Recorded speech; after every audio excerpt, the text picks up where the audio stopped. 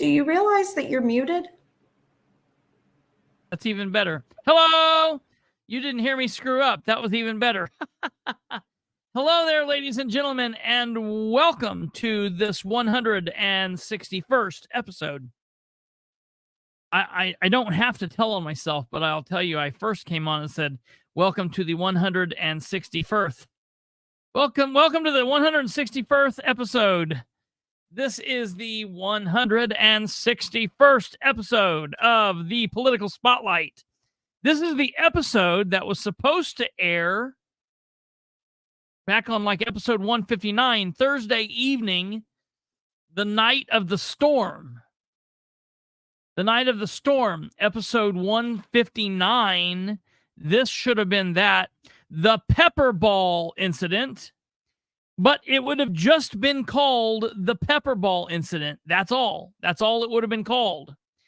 However, because we had the storm Thursday night and we didn't do this episode Thursday night, we then had Friday. We then had Saturday. We then had all day today. And in these last couple of days, something has fired the sheriff up.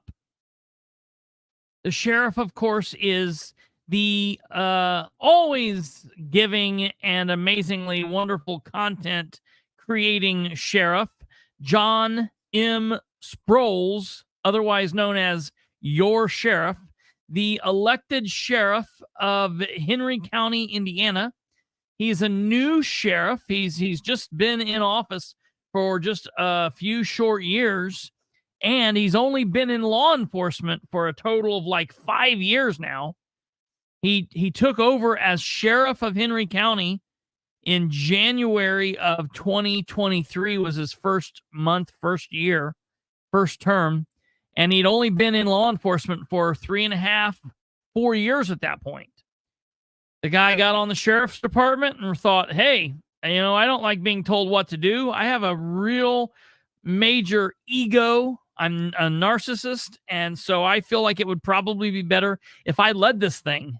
And so he ran as a Republican and he shook some hands and he looked, very well put together, looks decent in a uniform, looks like a sheriff would look. A lot of people would think, oh, he looks like a sheriff supposed to look.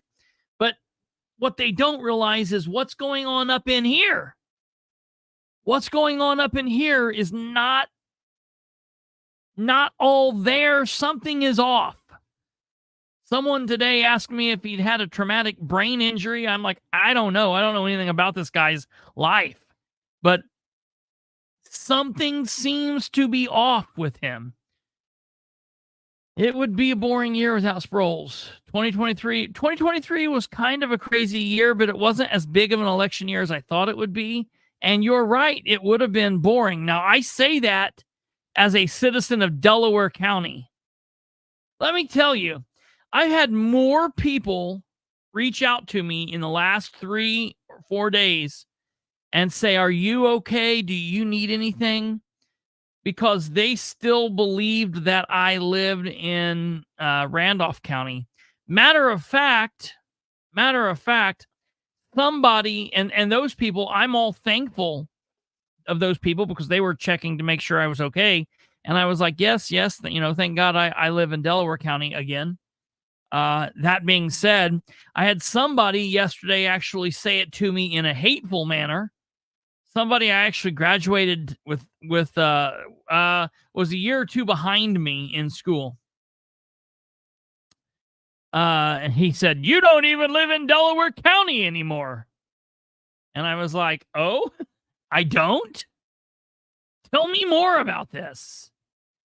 But he chose not to say anything, so I don't know. I don't know. I don't know if he was joking. It seemed as if he was being pretty piss poor, but we'll see. I don't know. I doubt if he had a traumatic brain injury, in order for that to happen, he would have had to have a brain. That is very, very, very, very true. So this episode is going to focus on the sheriff of Henry County. Primarily all Henry County related stuff. I'm sure we'll talk a little bit about some things towards the end. Of course, our continued thoughts and prayers go out to the people of Selma, Indiana. That is here in Delaware County. And of course, to Winchester, Indiana, in Randolph County, where they are still in the middle of a massive cleanup effort and starting to slowly put the pieces of their lives back together after the storm. So please continue to keep them in your thoughts and prayers. I saw a couple people ask me how my grandparents are doing. The grandparents are doing well. Keep your fingers crossed. Keep saying those prayers. Thursday, my grandmother goes to a doctor's appointment, and she should be released from the rehab facility on Thursday. So she should be back home and starting that process. So please keep your thoughts and positive thoughts on all of that. And, we'll see what happens. Hopefully we'll have a good report on Thursday. I did see Joey said that he did get his hair cut before me. I'm still holding out for the haircut. I kind of almost now think it's like something that I'm just holding out. Like I'm just one of these things that I'm like, I want to see how long I can go. This is the political podcast commentary show, the Political Spotlight. Brandon Rudd, and I, and Kate, we all appreciate you being here, whether you're watching on YouTube or Facebook or Twitter or Rumble or however you watch. We appreciate you. However you so choose to watch, we wish that you have the best watching experience possible. And I would say that that's generally on YouTube. And the only reason I say that, it helps us either way. It doesn't matter to us which way you watch. But if you watch on YouTube, specifically if you're watching in live time, you will be able to see all of the comments. You'll be able to comment with everyone. However, if you're here and you're watching from Facebook, you will only see the comments that are from Facebook, which there are not many. Most people are on YouTube now. But you will see the comments that Kate puts up at the bottom of the screen. If you are here from YouTube, I ask that you do the YouTube things. Hit that subscribe button, hit the like button.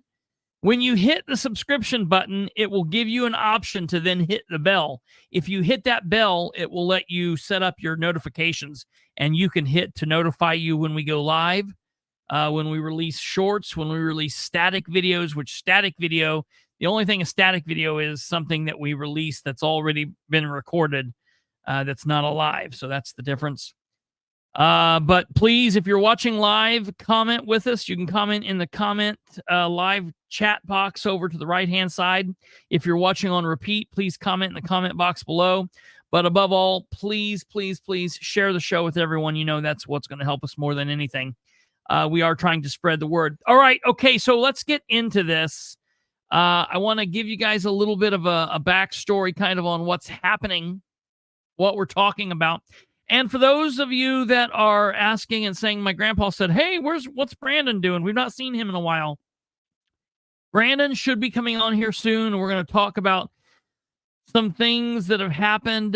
He's been kind of digging into what's going on at the State House and with a couple things. But Brandon is also in the middle of a couple different big life transitions.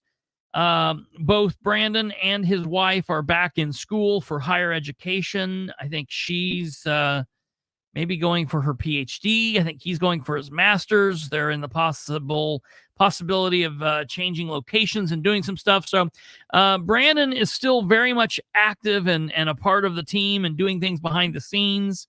But, Brandon just comes on. Hey, look, there he is. He's dead, just like Paul. Absolutely. This is not the what are his new pronouns? His new pronouns are it and bop. So I don't know. I just made those up. I don't know. But he's doing well. He's here. You can see him right there. Brandon Clower. I don't really know. He's taken over somebody. Brandon Rudd has taken over somebody's account.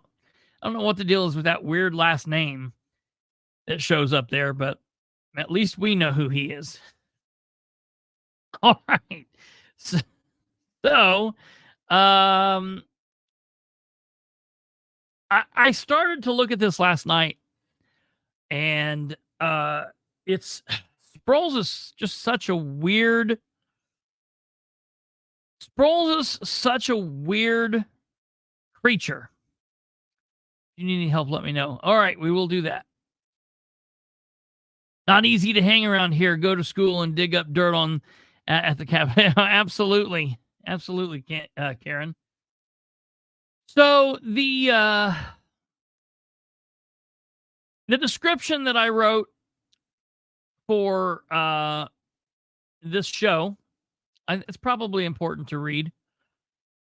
Kind of gives us a little bit of a basis of what's happening. This is probably important. So it goes as follows. What is that?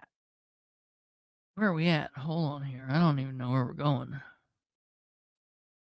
Okay, yeah, right here we are. On February, which was just last month, it seems like February 2024 was like months ago, but it was just last month, amazingly. On February 13th, 2024, an incident occurred at the Henry County, Indiana jail, which resulted in the termination of a correctional officer, Curtis L. Dougherty. Dougherty. I always hate that last name because there's people pronounce it different ways. Dougherty. I don't know however he pronounces it. I'm going to say Dougherty. Dougherty of the Henry County Sheriff's Department. Former CO Doughty was then subsequently arrested on a warrant by deputies from his former department. That's got to hurt a little bit. And then the Henry County Sheriff's Department filed paperwork with the Henry County Prosecutor's Office, and they requested that formal criminal charges be filed against former CO Doughty. The Henry County Prosecutor's Office complied with that request, and the formal charges were filed. But for what?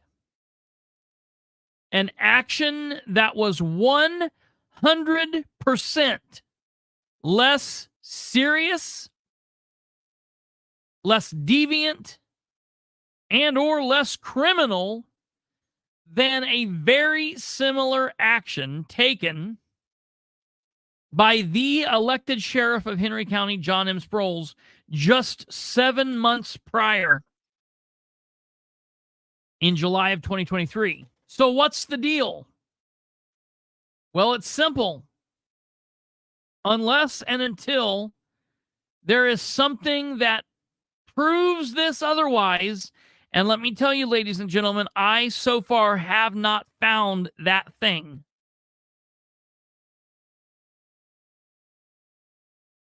The only thing that I can tell that is different from Action 1, which happened in July of 2023 with Sheriff SPROLES, and Action 2, which happened in February of 2024 with Corrections Officer Dougherty, the only things that I can tell that are different are the following. Sheriff SPROLES, number one, and most importantly, thinks that he is above the law. And oh yeah, he's white. And the inmate that the action SPROLES took against was black. Meanwhile, former CO Doughty is black, and the inmate involved in that situation was white. So is this just about race? Is this about leadership or who any of these people are? And on and on and on. There's so many questions. Lots of people have had so many questions. We've had those same questions.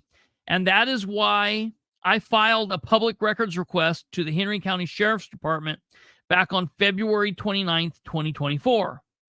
And after some nonsense and delay on March 14th, 2024, the Henry County government complied mostly with my request.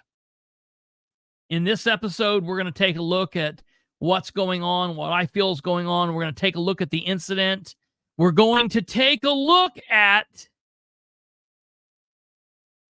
the incident that happened in July, and we're going to compare it to the incident that happened in February, and we're going to just simply ask, like, what happened? And then it's going to be up to you, the viewer, and more importantly, up to the voters of Henry County to decide if you are in on and support this. Road Warrior, without 1,000%, with all certainty, I can tell you that the inmate that Doughty was affecting was white. Real quickly, I'll show you. Here's Sheriff SPROLES. For all of you that might not know, here is the sheriff. Okay, this is the sheriff. Here is Mr. Neal. This is the inmate that the sheriff committed a use of force act on. Okay, so you can see Sheriff, Mr. Neal, an inmate that the sheriff committed his act on back in July of 2023. Here is CO Doughty. CO Doughty. Here is the inmate that CO Doughty committed his act against.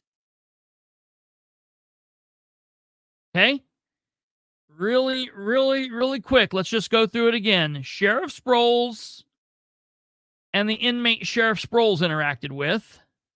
White man, black man. Corrections Officer Doughty, or former Corrections Officer Doughty, and inmate that Doughty interacted with. Mr. Flick. Flick, F-L-I-C-K.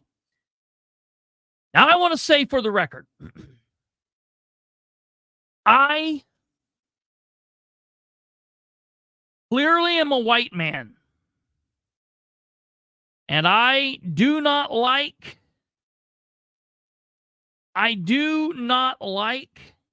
the I don't like to push race issues unless and until there's something there. And then if and when there's a race issue there, I will certainly deal with it. I have a lot of people that I care about strongly that are friends of mine, people that I would consider family, that are African-American or are Puerto Rican or various people of color. All right. I am the least racially motivated individual that someone could find. Okay. I'm not blind and stupid enough to say, oh, I don't see race. That's stupid. I don't think that's what anybody of color or anyone in this fight wants you to say. Yes, everyone sees race unless you're blind or have some other issue there. Of course, that is the thing that we all see and we all interact with. It's the person's action. Now, to tell you perfectly honest, I don't know if this is a case that Sheriff SPROLES is a racist individual or he just looks down on everybody. We all know that the sheriff, his very own sister, called the constituents of Henry County mostly trash, referred to the citizens of the county as trash. These are people, ladies and gentlemen, that do not consider themselves on the same playing field as the majority people that they are that the sheriff is supposed to be serving. He sees himself as higher. And that in and of itself is a problem. So just a real quick look back at the incident from July. We are all aware, we should remember, if you're new here, maybe you don't know, you can find this. I have a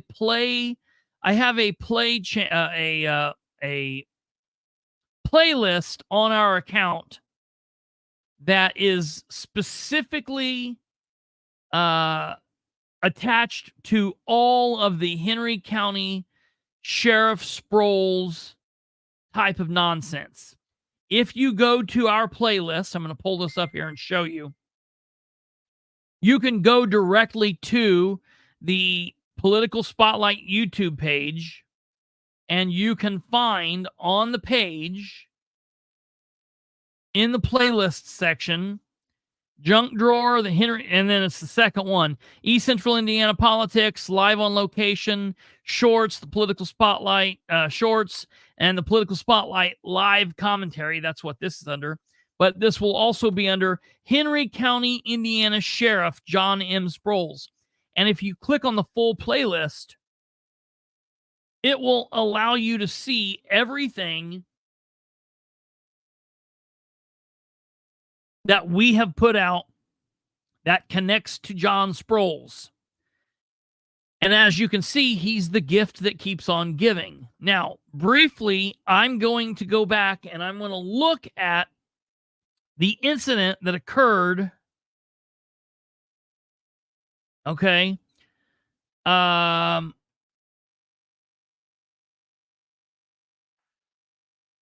With what the sheriff did. All right, hello. Cuff him up. Put your hands out so we put cuffs on. Look at the injuries to the. Not.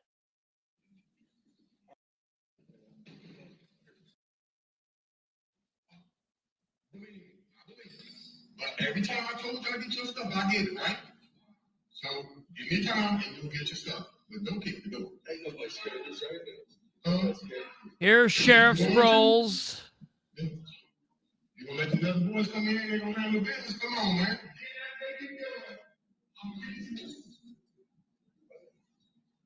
That's how you want it. I cover his camera. What you want? Did he cover his camera? He did, yes. Tell him he doesn't cover the camera. I know this. You're not telling me I know? I know this. You're outside on me, and I know. So if I shut this down, you're gonna kick the door.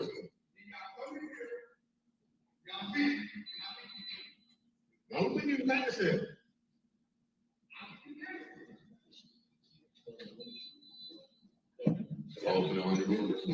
SPROLES grinning like an idiot. Absolutely.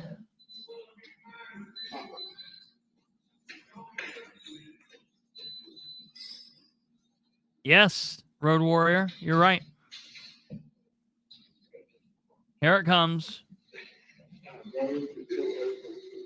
Still won't go this route. So if I shut the window, he's going to town, right? Here it goes. As we can see, Take it off now. Take it off. Take the stuff off the camera, please. This ain't nothing on there. Was it already on there before that? I'll be back with this, bro.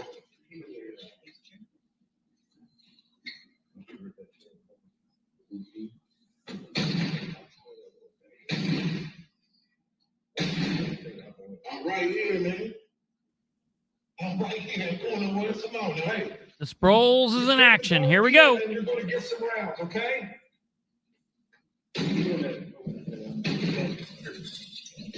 There we go. Open the salad. Open the food tray door. In goes Round one. You kick it again, and you're going to get another one. Kicking it again. You're going to get another one. Round two. All right. More rounds. We'll go You got more rounds. We'll go all night. Kick it again, you get another one. Muzzle flash. We'll go all day. Woo! We'll go all day. You do it again, we'll go all day. You do it again, we'll go all day. Woo! You do it again. This is fun.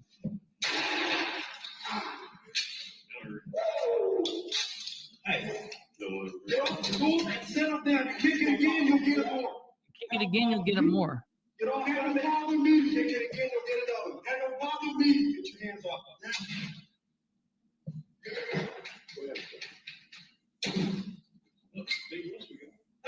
Hey, listen. What you didn't just hear was someone said that was less lethal, right? They're checking, okay? Now, I want to take this opportunity just really to let you guys understand, all right? It's really important that we understand at this point the difference between this was a 12 gauge, 4 rounds of 12 gauge bean bag, less lethal. It doesn't mean absolutely not lethal. It means less lethal. So it's possibly less lethal than being shot with an actual gun. Less lethal beanbag shotgun. Okay, I'm gonna pull this up and let you guys see this here. Wilson Combat, and this is what the sheriff was using. Okay, here it is right here. Yeah, I'm over 21. Okay.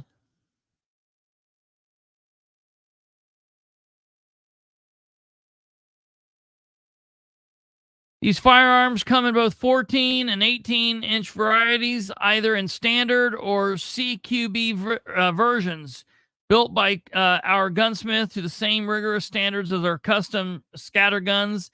These less lethal Wilson combat shotgun models will serve a unique role in a well-stocked law enforcement armory.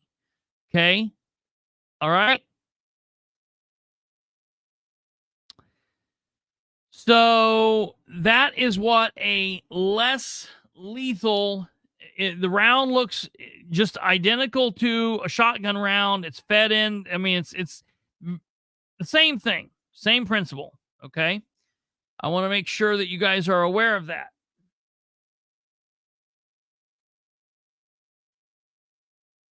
Pepperball gun. I want you guys to see what a pepperball gun is. Okay, now pepperball guns can come really in various different makes and models. It could be anything.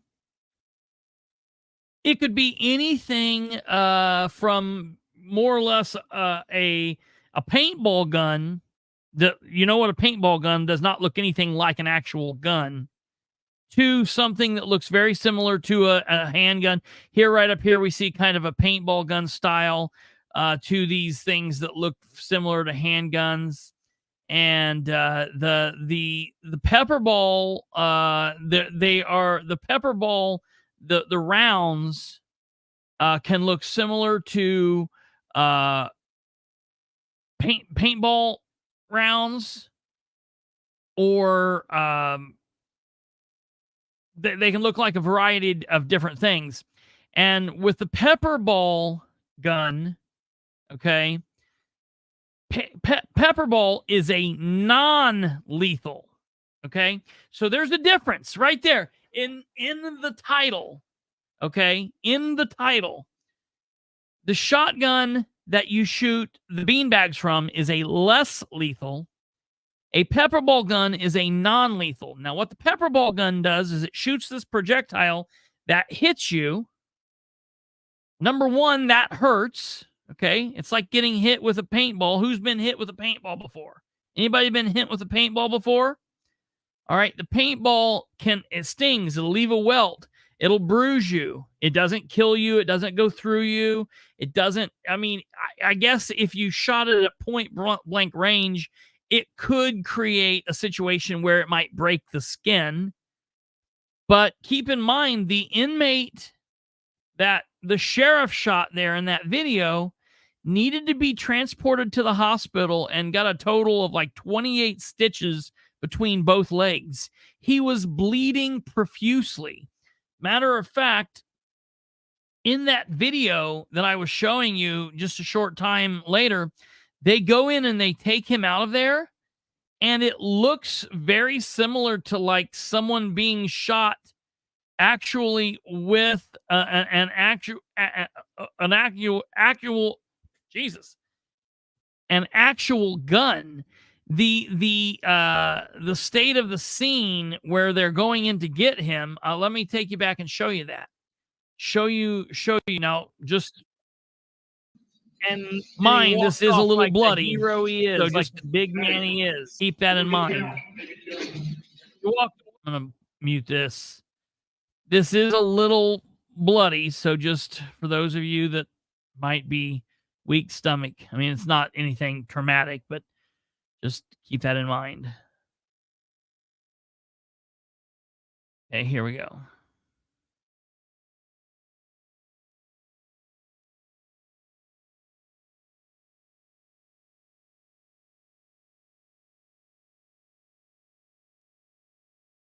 And you can see him pull his hand up there. His hand is covered in blood. Right here's his hand is covered in blood. We see.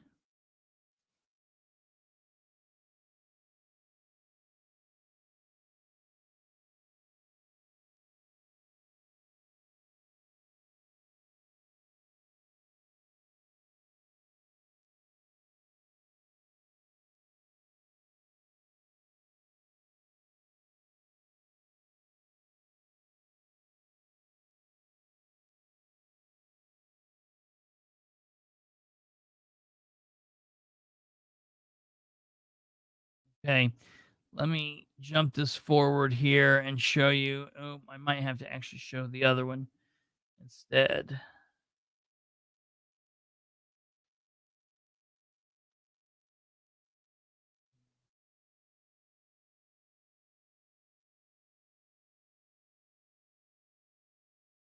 This is the one.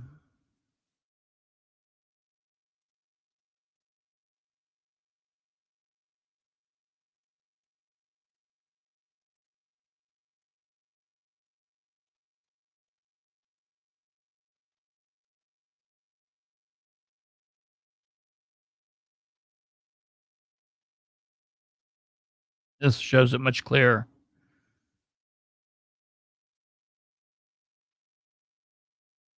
There you go.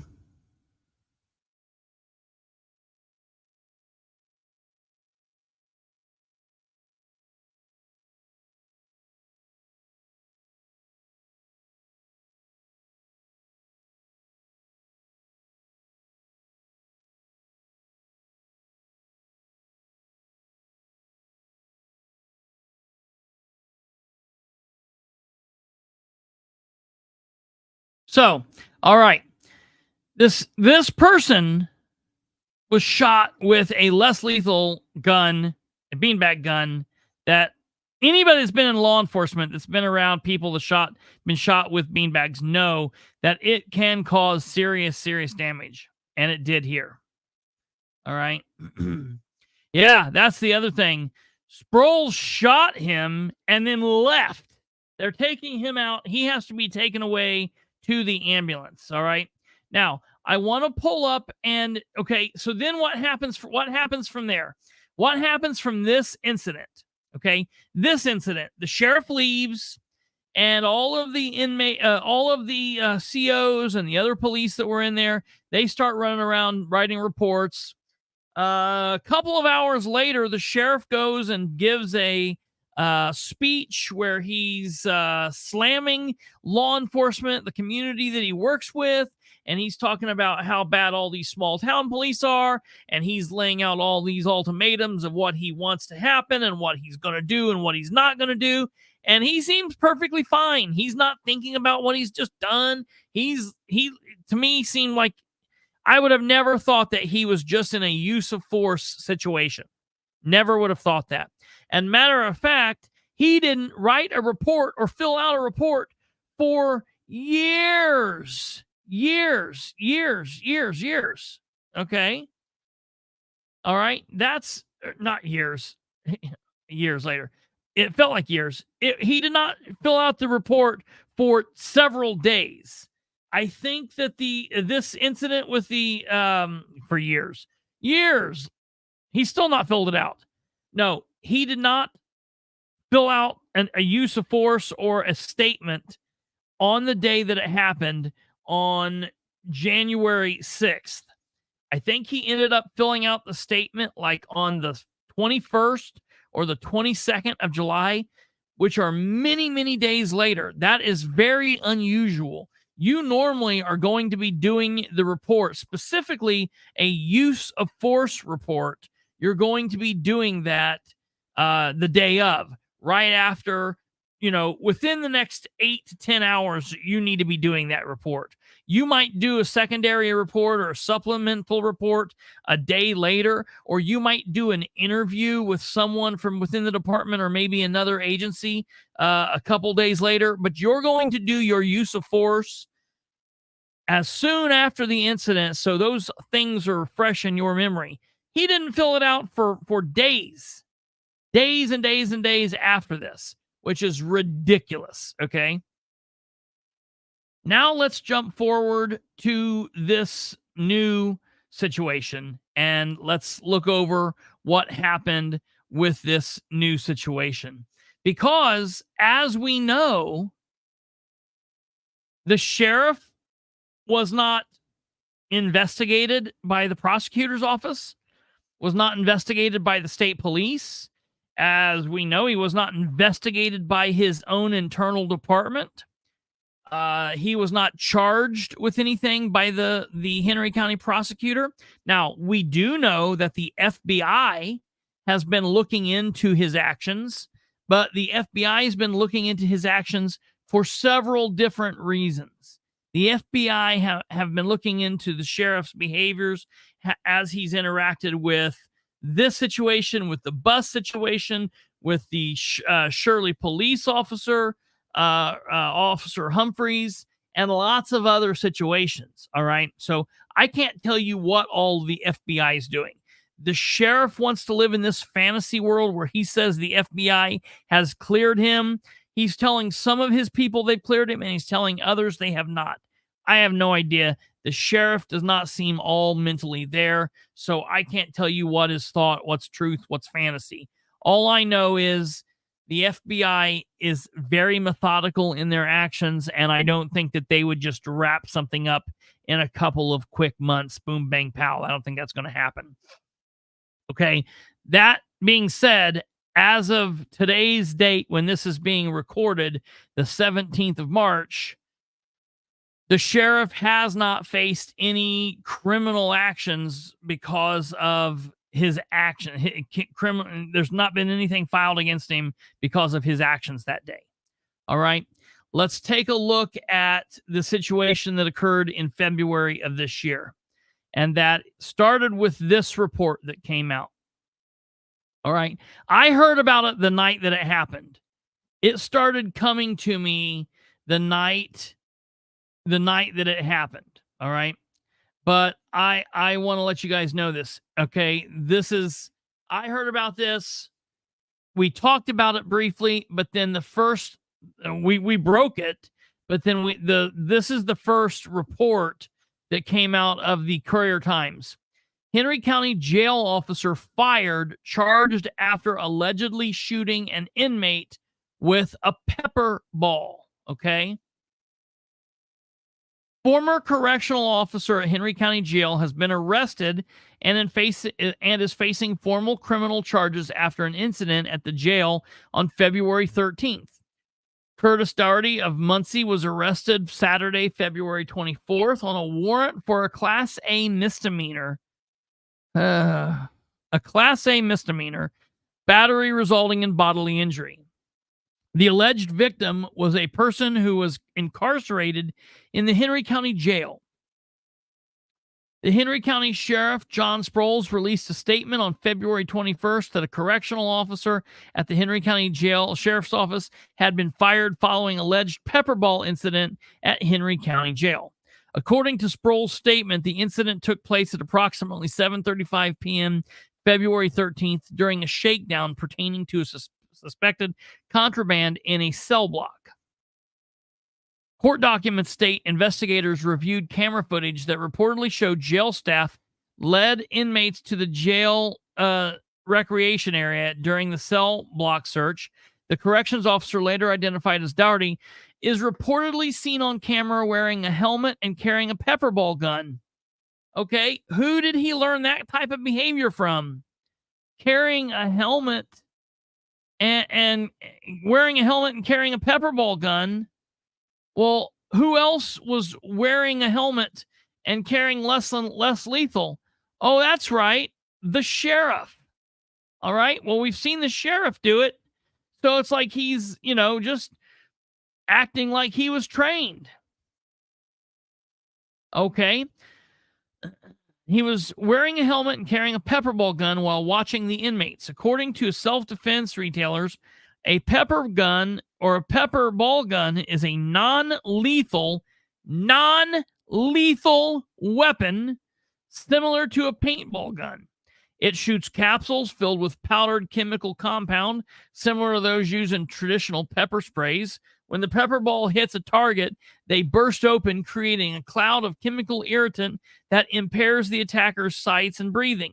Investigators reviewed the February 13th security footage, reported that Doughty and the inmate appeared to be talking back and forth. The inmate appeared to be looking back at the corrections officers while they were talking.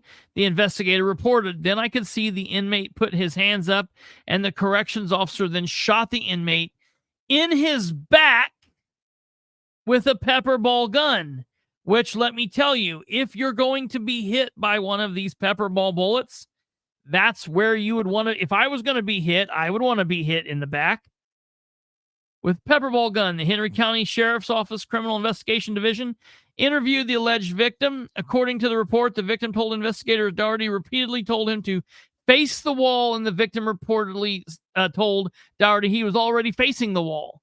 The alleged victim told investigators that he put his hands in the air and yelled that he was facing the wall, at which point Doughty shot him with pepperball. The alleged victim told investigators that Doughty had given him no warning before shooting him with the pepperball gun. According to the victim, other inmates in the recreation area started to cough after the pepperball burst open. The victim claimed that Doughty told the other inmates, "You can thank him for that." According to court documents, the investigators interviewed multiple inmates who were in the recreation area at the time of the incident. Several described being affected by the pepper chemicals. They each told investigators that Doughty did not give a warning before shooting the pepperball at the alleged victim. The investigators also interviewed a sheriff's office staff member who reportedly witnessed the incident from outside the recreational area. The witness reported seeing the victim put his hands up while seated and heard him tell Doughty that he was facing the wall. According to the witness, the alleged victim was not being combative and was not trying to get up before Doughty allegedly shot him with the pepperball, and did not stand up after being shot. The witness reportedly told investigators they did not believe Doughty's actions were appropriate. According to SPROLES' statement, Doughty was terminated February 14th after investigation was initiated by the Henry County Sheriff's Office Investigation Unit. Let me ask, was this sheriff's office staff member? He may not have witnessed the sheriff's beanbag incident, but I would like to know, after watching the body camera footage, does this staff believe that the sheriff's actions were appropriate? I'd like to know that. I'd like to know if he thought that the sheriff's actions were appropriate. And the investigating detective's report stated, "I was advised that as of February 14th, Curtis Doughty had been told that his services with the Henry County Sheriff's Office were no longer required. Curtis Doughty was asked to turn in his department-issued items and was escorted from the premises.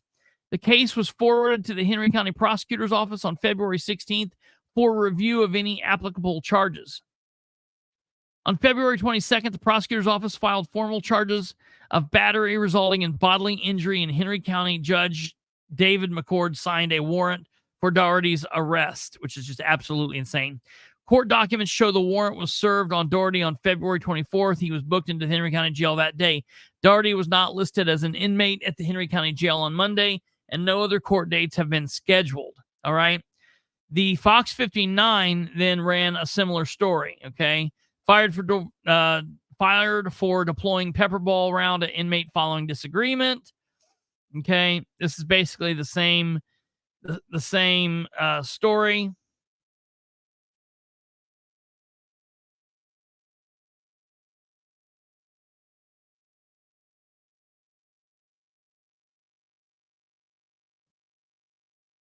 John Sproles said the altercation reportedly occurred between one of the inmates and a corrections officer in which the jail employee utilized language that is not acceptable to the Henry County Sheriff's standard of professionalism.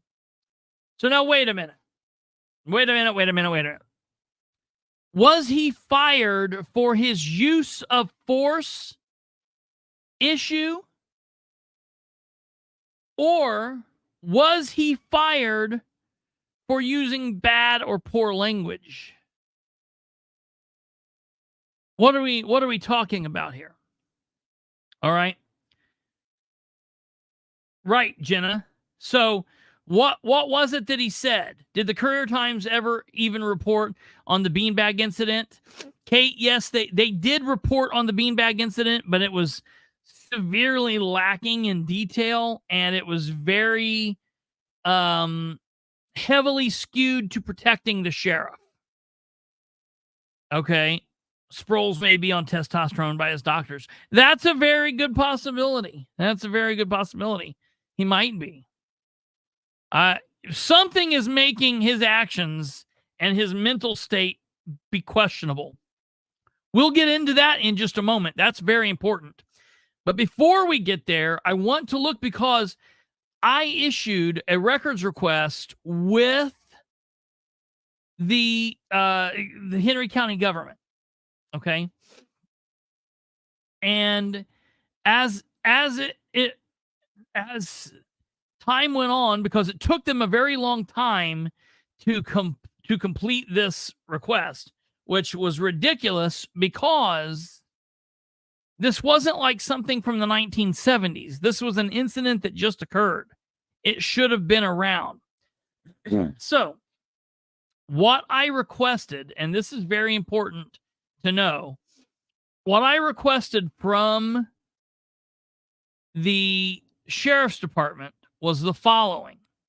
I requested any and all press release from the sheriff about Curtis Dougherty's employment with the Sheriff's Department, his use of force incident from February 13th, like he would have had to fill out a use of force form, and his subsequent suspension or the investigation and his firing, and anything relating to the charges and the arrest. That's one thing that I requested. I next requested the completed use of force report. I then requested all witness statements or any other investigative reports for this incident.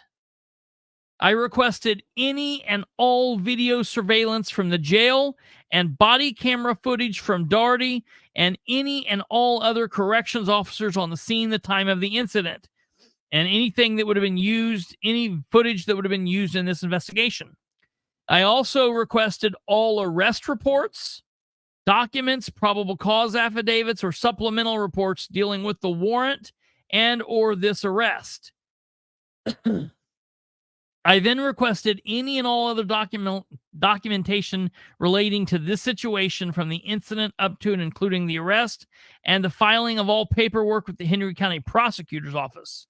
I also requested the name of the victim along with his mugshot and the reason that he was in the Henry County Jail. I wanted to know who we were dealing with. Okay? So, in return, with that request, this is what I got from the Henry County Sheriff's Department.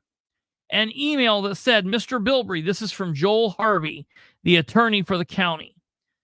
Attached to this correspondence, please find records responsive to your request above, which include investigative reports, Listen to what he just said, which include investigative reports. So they have given me investigative reports. I was kind of worried that they wouldn't. I was kind of worried that they would say, no, that we're going to hold off on this because this is currently under investigation, which it's not. They've turned over to the prosecutor's office. It's been charged. The investigation is over. So they could have denied me on that, but they didn't. Please see attached to this correspondence fine records responsive to your request above, which include investigative reports, the charging information, affidavit for probable cause, and warrant. Also attached is the booking photo of Mr. Matthew Flick. Mr. Flick was incarcerated on November 26th, 2023, on charges of possession of methamphetamine, resisting law enforcement, as well as for a warrant issued on cause number 33 CO3 2308 CM 000777 for failure to comply with conditions of probation. Okay. So the inmate that was in there for drug charges, as well as resisting law enforcement and a warrant for failure to comply with conditions of probation. Then, however, Mr. Joel Harvey says the remaining responsive records are being withheld at this time from disclosure as investigatory records of a law enforcement agency pursuant to Indiana Code 51434B1. The person responsible for withholding the record is the undersigned, and he's saying that he, Joel Harvey, has withheld these records. So in one breath, they're telling me that they're giving me the investigatory records. In the other breath, they're telling me that they are holding back investigatory records. Let me ask you, do you guys know what they're holding back from me? Do you guys know what they're holding back? They are holding back the body camera. They do not want me to see the body camera footage of this. Do you want me to tell you why I believe they don't want me to see the body camera footage? Because no matter what we see on that body camera footage, it will not look like this. You kick it again and you're going to get another one. It will not look like this. All right. You got some more rounds? Because we'll go all night. You got some more rounds? We'll go all night. Kick it again, you get another one. Look at the muzzle flash. Bang. Woo! We'll go all day. We'll go all day. We'll go all day. This is why they're not giving me the body camera. So I'm extremely disappointed in this, that they're not doing this. And on Monday, I plan to call Joel and I plan to have a talk with him because they're saying that there's no audio to the security footage. So I want to say, well, wait a minute. If there's no audio, then let me see the footage. There would be no reason to not let me see the footage. So before we get into the reports, I want you guys to know, again, here's who we're dealing with. This is the deputy, the jailer, and that's a prerogative term. They don't like that. It's the corrections officer. This is the corrections officer. I know they've got him looking like a criminal here. This is what the sheriff likes. I tried to find any other picture. Listen, I want to tell you guys, there's a lot of people watching this. If anyone out there has access to this individual and can get us in contact, please do so. I've been trying to get a hold of Mr. Doughty since this happened. I would love to speak with him and tell him I'm coming from the point of view of a friend. I'm a friendly source. I would like to talk with him. off record, on record, our first conversation, it can be off record. I know that I would probably have to build trust, but I would like to talk to him. Okay. So this is Mr. Doughty. Keep in mind the inmate that he was dealing with on the 13th of February is this man. Okay. A white man. Now, let me tell you, he don't look friendly, all right? He looks like he's a hard ass, I don't know anything about this guy. Could be pleasant. This guy could be pleasant. This guy could be pleasant. I don't know. This is the only person that I have question about. This guy could be the greatest guy in the world. I know him. I know nothing about him. This guy could be amazing. This guy could be amazing.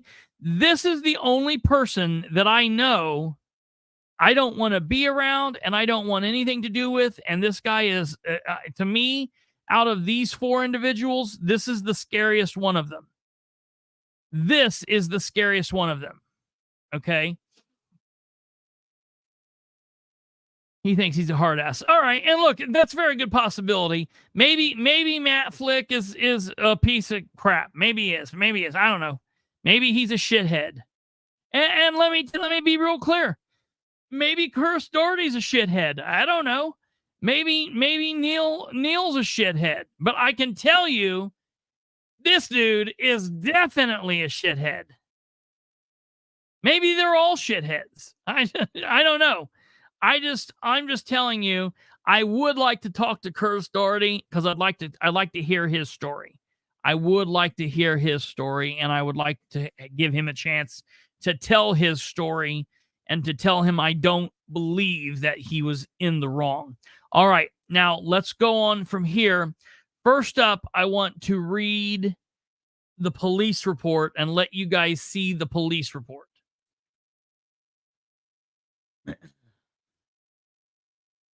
Absolutely. He got locked back up. Yeah.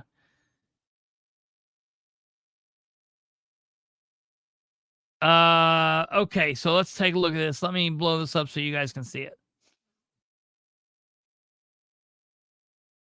Can you guys see that? I'm gonna take my face off here and let you see that. Let's take that banner down. Yeah, that's good. Okay, you guys can see that. I'm gonna talk through this here. So this is interesting. Here's the case number, filed 222. So it looks like this was maybe typed up at 1:24 on the 16th. So 3 days later, Henry County Sheriff's Department law incident table, incident number, nature battery, Sheriff's Department, jail division. Okay. Bertrand was the detective that responded. Matt Pierce. When reported, so it looks like 0200 on the 14th. Investigative pending.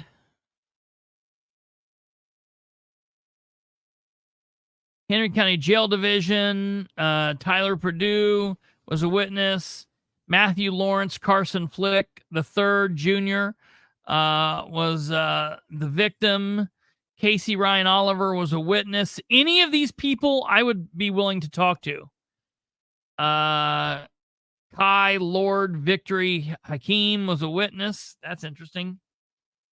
Stephen Keith Colwell, Lloyd Eric Lynch, Zachary Bryce Jenkins.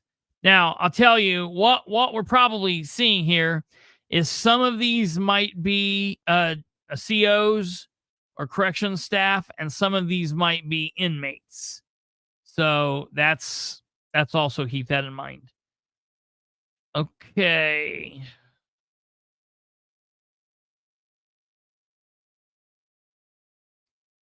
Here's the statement. Supplemental narrative.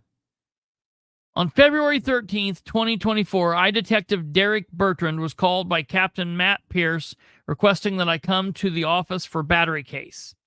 Upon arrival, I was met at the Henry County Sheriff's Office Criminal Investigation Division by Captain Pierce. Captain Pierce informed me that the possible battery was committed by a corrections officer at the Henry County Sheriff's Office, and the victim was an inmate currently incarcerated in the jail. Captain Pierce then pulled up the camera footage from the time of the incident and then told me that it occurred in the recreation area during an organized search of a cell block. While reviewing the camera footage, I could see inmates being led into the recreation area by jail staff and the inmates being patted down by the jail staff. Once all inmates were in the recreation area, I could see a corrections officer with a helmet on, carrying a pepper gun, watching over the inmates. There was no audio to this video, but I could see the corrections officer walk over to an inmate a few times and appear to be talking to the inmate. The inmate appeared to be looking back at the corrections officer while they were talking. Then I could see the inmate put his hands up, and the corrections officer then shot the inmate in his back with a pepperball gun. The inmate was identified as Matthew Flick, and the corrections officer was identified as Curtis Doughty. Captain Matthew Pierce and myself then went to the jail to get Matthew Flick so we could interview him. We took Matthew to the interview room in CID and took Matthew's white t-shirt, what he was wearing during the incident, for evidence. I then walked Matthew into the interview room and asked him about the incident. Matthew advised that the incident took place in the recreation yard and they were in there due to a shakedown of H block. Matthew advised that everyone was set down facing the wall. Matthew stated that Officer Doughty told him to face the wall, and Matthew then told him he was facing the wall. Matthew advised that Doughty told him to face the wall again, and he looked at Doughty and said that he is facing the wall. Doughty then yelled at Matthew to face the wall, and Matthew put his hands in the air like he didn't care and yelled that he is facing the wall. Matthew stated that Doughty then shot him in the back with a pepperball gun at point blank range. Okay, see, I would like to see that. I would like to see how close they were. I asked Matthew where he was shot at, and he advised that it was like center of the back, just a little left of the spine, his spine. Matthew stated it hurt like a bitch. I bet it did. Matthew then explained that it stung and caused everyone to cough. Matthew stated that there was no warning from Doughty before shooting him with the pepperball, and it was point blank range. Matthew told us that after Doughty shot him with the pepperball, he stated to everyone around, "You can thank him for that." For full interview, refer to the disc labeled Matthew Flick. Okay, I would like to hear that. I would like to hear this disc. I also didn't get this disc. I would like to hear that. After taking Matthew back to jail, whoa. Why did we not get a picture? Is he bruised? Was there a bruise? Is there a mark? Is there a cut? Is there a scratch? Is there nothing? I would like to see. What? After taking Matthew back to the jail, we then walked Casey Oliver from the jail to the interview room at CID to speak with him in regard to the incident that took place in the recreation area. Upon speaking with Casey, he advised that they were taken to the rec yard from their cell block and told to face the wall. Casey stated that Matthew was facing the wall and was complying the entire time. Casey stated that Doughty told Matthew to face the wall, and Matthew told him he was facing the wall. Casey said that this went back and forth a couple times. Casey stated without warning, Doughty shot Matthew in the back with a pepperball gun at point blank range. Casey was asked if he saw Matthew get shot with pepperball, and he advised that he did see it. Casey advised that everyone in the area was affected by the pepperball after it was shot. Casey stated that it caused him to cough and sneeze. Casey advised that Doughty said, "You can thank him for that." After shooting Matthew later told Casey it hurt when he got shot by the pepperball. Casey was asked if Matthew had ever tried to get up, and he advised that he did not. Please review disc labeled Casey Oliver for a full interview. After walking Casey back to the jail, we escorted Stephen Caldwell to the interview. CID, Stephen advised that Doughty kept telling Matthew to face the wall. kept telling him that he was facing the wall. Stevens said they went back and forth a few times, and Doughty then shot Matthew point blank. Stevens said that the fragments of the projectile struck him after it was fired. Stevens stated that after the pepperball was fired, it caused him to start coughing, and he couldn't breathe. Stevens advised Doughty did not give any warning before shooting. Stevens said that after shooting this pepperball, Doughty said, "Congratulations, you can thank him for this. Please review disc labeled Stephen Caldwell for full." I mean, dude, you would think that this was a rape or a murder that they were investigating. This seems like a massive investigation effort that they're putting into this. Like 2 or 3 inmates would probably suffice. I don't know. I mean, this is nuts. After walking him back, we then walked Kai Hakim to the interview room. Kai stated that Matthew and Doughty verbally went back and forth about facing the wall. Doughty would tell Matthew to face the wall. Matthew said he was facing the wall. Kai stated that he did see Matthew get shot in the back by Doughty by the pepperball round. Kai stated that after Matthew got shot, it caused him to cough, sneeze, and hide his eyes, and caused his eyes to water. Kai stated that after shooting Matthew with the pepperball, Doughty stated, "You can thank him for this. Please review that disc." After walking Kai back, we walked Zachary Jenkins to the interview room. And lo and behold, let's see here. After shooting Matthew with pepperball, Zachary advised Matthew did not do anything to deserve it. Please review the disc. Congratulations. You can thank him for that. They're all saying the same thing, amazingly. Okay. Tyler Purdue said the same thing, I'm sure. Let's see here. Tyler advised that he was not exposed after the shot. Okay, yeah. Everything's basically the same there. After walking Tyler back to the jail, we then walked Lloyd Lynch there. Let's see here if Lloyd says anything different. Caused his eyes to water, made him cough, made him sneeze. Lloyd said that Doughty then stated, "You all have to suffer for what he did." Now, wait a minute. Did he? Wait, that seems crazy. Lloyd advised he was 2 people to the left of Matthew.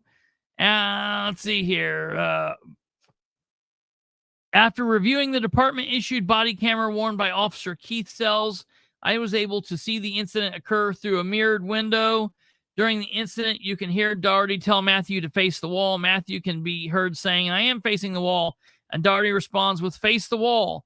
You are looking at me. Face the wall." Matthew then states, "I am looking at the fucking wall, dude." Doughty then proceeds to fire 1 shot from his department-issued pepperball gun and yelled, "Face the fucking wall." Matthew responded by saying, "I am facing the fucking wall." "What the fuck do you mean? You just shot me in the back. I am facing the fucking wall." "What the fuck? What the fuck is wrong with you?" Doughty then states, "Congratulations. You all inhale it now." Now, we didn't hear anybody say that. I'm mad. Matthew then states, "I need a sergeant or something. That was bullshit, bro." Doughty then stated, "No, I told you to face the wall and you were looking at me. It's not up for debate. Stop talking." Matthew then said something that was not audible, and Doughty then said, "You guys can thank him for that." Matthew then states, "The camera will prove that I was facing the wall. At this time, multiple inmates can be heard coughing and sniffing. Please review Officer Keith Sells' department-issued body camera footage for the full interactions." I was advised that as of February 14th, 2024, Curtis Doughty had been told that his services with the Henry County Sheriff's Office were no longer required. Curtis Doughty was asked to turn in his department-issued items and was escorted from the premises. I'm respectfully asking that you review this report for any and all charges that may apply. I, Detective Derek Bertram, have no further at this time. Okay, and then it goes down. Let's see here. On February 15th, I, Detective Derek Bertram, interviewed Officer Keith Sells. Officer Sells was brought into the interview room and interviewed by Captain Matt Pierce and myself. I asked Officer Sells to explain what he was doing and what he saw during the incident. Let's see here. Officer Doughty to stand at the door of the rec area to watch people come in and out while Doughty was watching the inmates. Officer Sells advised him that he heard Officer Curtis Doughty, which is part of the CERT team, tell Matthew Flick to face the wall. While seated in the rec area, Officer Sells said that he heard Matthew say that he was facing the wall. Officer Sells said that he could see Matthew's body facing the wall, but he had turned his head to talk to Doughty. Officer Sells said that his back and forth was about 2 to 3 times between Doughty and Matthew. Officer Sells advised that Doughty said to Matthew, "I told you to face the fucking wall," and that he could see through the mirrored glass that Matthew put his hands while seated and said that he was facing the wall. At this time, Doughty discharged his department-issued Pepperball gun, and he could see that Matthew was in pain when shot. Doughty might have said, "I told you to turn and face the fucking wall." Officer Sells advised that Matthew was not being combative or trying to get up at all. Officer Sells thinks that Matthew said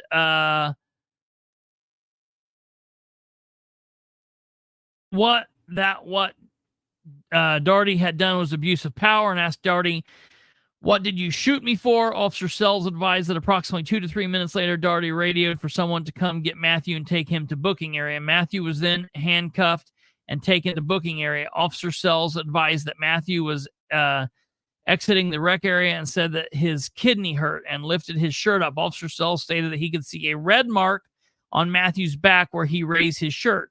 Officer Sells advised that there was not an altercation before the inmates were taken into the rec yard. Officer Sells advised that he was exposed to the contents of the Pepperball. Officer Sells advised that it caused him to sneeze and his eyes to water. Officer Sells also advised that the other inmates in the rec room were sneezing, coughing, and blowing their nose.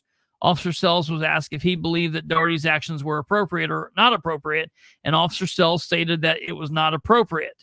Captain Pierce asked why he believed that, and Officer Sells stated that Matthew was just telling Doughty that he was facing the wall. Captain Pierce confirmed that Officer Sells was not dealing with Matthew directly, and Officer Sells stated that he was not. Officer Sells was then asked from his position, did he believe that what Matthew was doing was in a situation was to get out of control, and Matthew Sells said no. Officer Sells was asked if Matthew ever stood up, and Officer Sells advised that he did not ever attempt to stand up, and he did not even stand up after being shot with a Pepperball. Officer Sells was then asked if he could see the entire situation through the mirrored glass, and he advised that he could. Captain Pierce asked for Officer Sells to estimate how far Doughty was when he shot Matthew, and Officer advised 2.5 to 2 feet. He might have been closer. Let me see here. Officer Sells advised that he believed the search of the cell house was due to contraband and was not for any type of weapons. Officer Sells also stated that he did not believe any weapons were located during the search. Captain Pierce confirmed that if Doughty was still in the rec yard when Matthews came into the rec yard, and Officer Sells advised that Doughty was taken out of the area before Matthew came in. Please review the disc labeled Keith Sells for full interview. Okay, so that's that. And then we get down here to basically, this is the information on Curtis Doughty. Guess I just might go to his house, see if I can find him that way.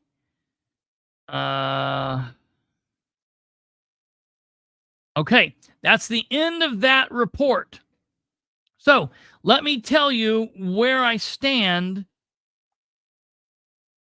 Oh, crap. Hold on. Let me tell you where I stand with that. Okay? Maybe Doughty's not a good corrections officer. Maybe he needs to be talked to. Maybe there is a serious issue here, all right? Well, I was there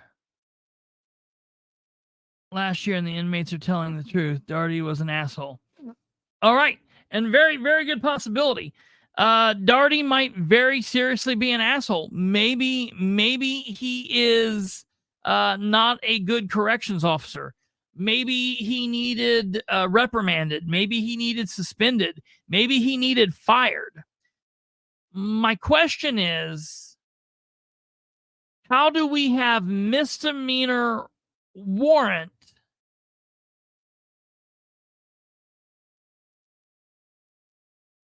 How do we have a misdemeanor warrant and they go pick this guy up a county away from their county and jail him, and the prosecutor's office charge him, but nothing happened to the sheriff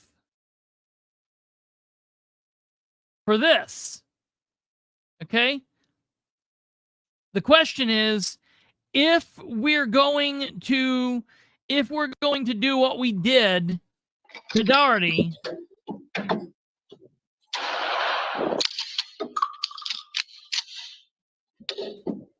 You kick it again and you're going to get another one.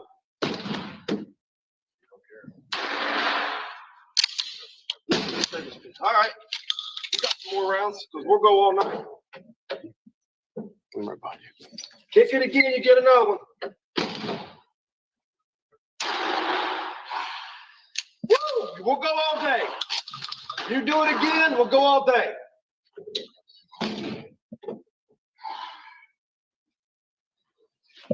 yeah, I can see him in there. Hey, I can see him in there. get off the floor and settle down. You kick it again, you'll get more.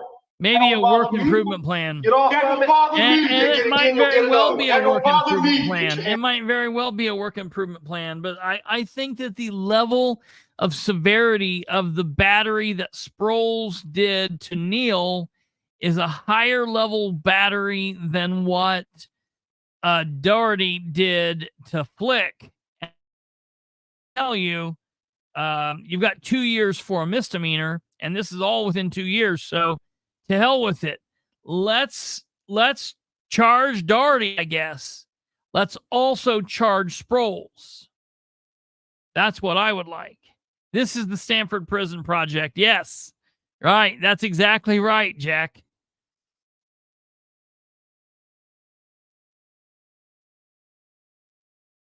What do you mean, Guffey?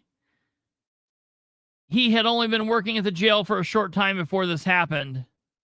What are you talking about? That's the other thing, Jenna. You're exactly right. They need to stop hiring 19, 20, 21-year-old kids, and they need to hire people that have a little bit of, bit of more mental drive. Now, at the same time, Sproles is definitely not 20 years old, and Sproles has some serious issues. All right, I see what you're saying, Doherty, but I mean, at the same time, look, maybe he needed reprimand. I don't know. I would like to hear from Doherty. I would like to hear. He said he was hired from another county for excessive force. And that's if he was fired for excessive force, why did they hire him? Yeah, right. Kay says, why did they hire him to begin with? That's a really good question. And the other issue here, and probably very important, is why does the prosecutor's office, why doesn't Michael Mahoney, I think his name is Matthew Mahoney, Michael or Matthew Mahoney, Prosecutor Mahoney, why do you seem so beholden to the sheriff? You're over the sheriff. You do not bow down to the sheriff, Mahoney. It's time for you to collect your own balls and do your own work and do what you feel is right. If we're charging Doherty, Sproles needs charged. I just don't understand that at all. Now, let me look here and see what the other form is here that they sent me. It's just the charging. This is the, oh, look at this.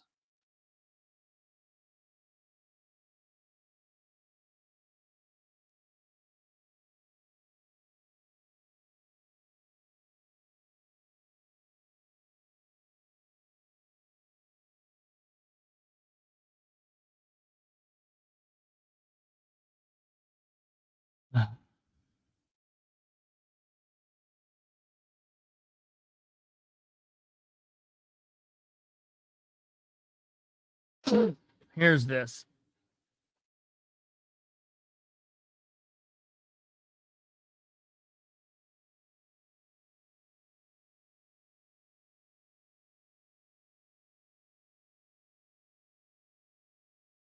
This is the charging information on Dougherty. Battery resulting in bodily injury, Class A misdemeanor. Count 1, the undersigned being duly sworn upon his oath, says that on or about February 13th in Henry County, state of Indiana, Curtis Levon Dougherty did knowingly touch Matthew Flick in a rude, insolent, or angry manner by shooting Matthew Flick in the back with a pepperball gun, resulting in bodily injury, to wit, physical pain, all of which is contrary to the form of the statute in such case made and provided against the peace and dignity of the state of Indiana. And this is Edward Manning, the investigator for the Henry County Prosecutor's Office. And wow.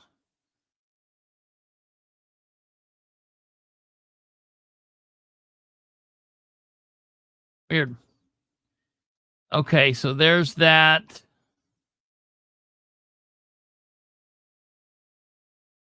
Here is the warrant.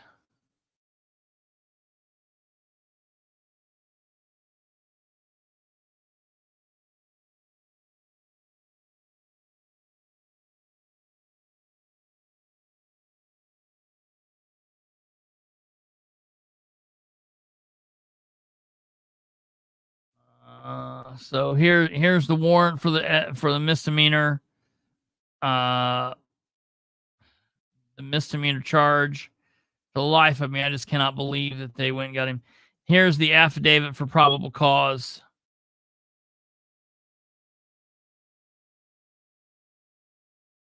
And it basically just states the same thing.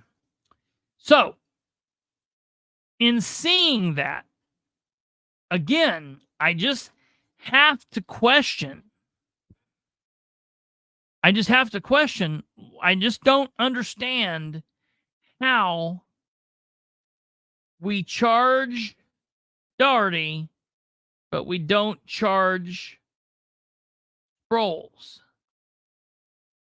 It's okay to do what we did to Neil, but it's not okay to do what we did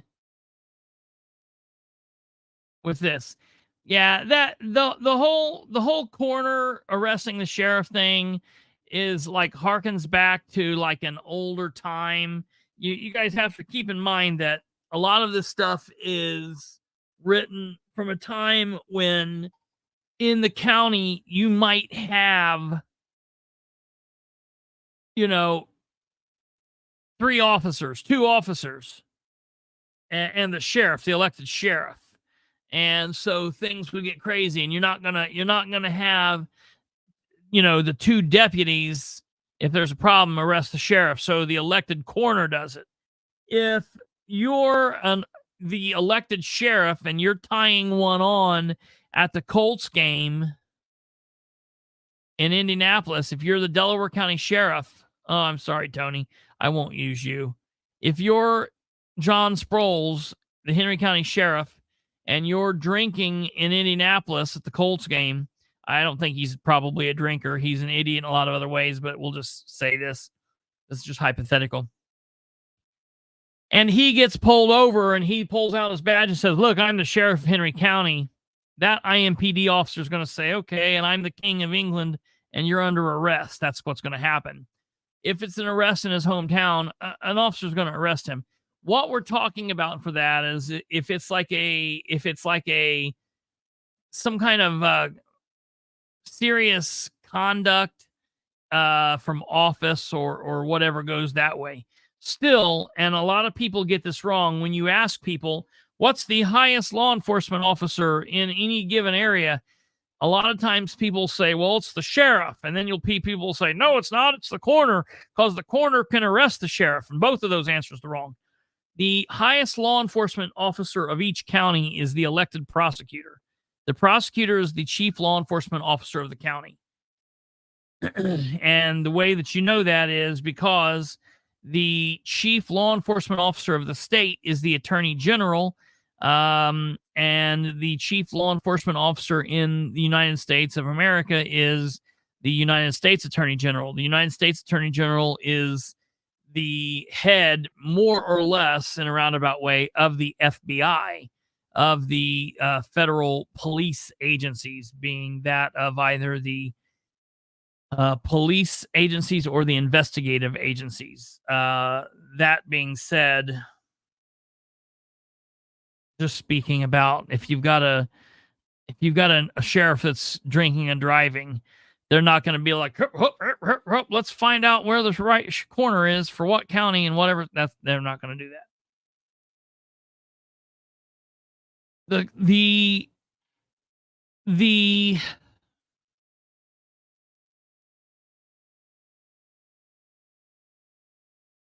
prosecutor in Henry County is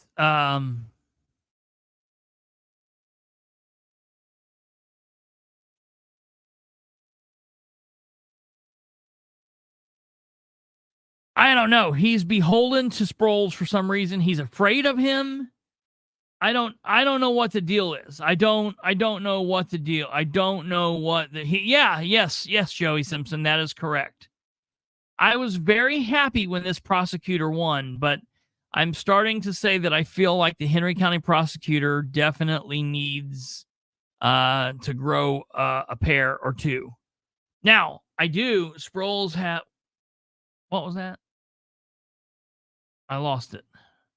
Where was she at? Sproles have something on the prosecutor. That's now. I don't think it's like that because the prosecutor in Henry County is a very like goody two shoes.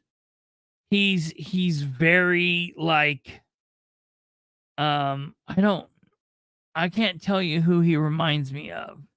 He kind of reminds me of like he's just really nerdy, kind of like a Rick Moranis, Honey, I Shrunk the Kids kind of guy. You know, he's just not, he doesn't seem very, he's not very, whatever. He's very weak. But yeah, just a wimp. Yeah, that's that. Does the prosecutor go to Sproles' church? That's a good question. I don't know. I don't know. He's not a wave maker. Yeah, he's definitely not a wave maker. I don't think he's like one of those guys that gets in the pool but doesn't like to get wet. Don't splash me. You're in the pool, fool. You're gonna get wet. So I don't know. I'm very disappointed by the current prosecutor of Henry County. But again, there's a lot more going on here that's an issue with Sproles. The federal government can come in, and I'm hearing no, he does not go. He does not go to.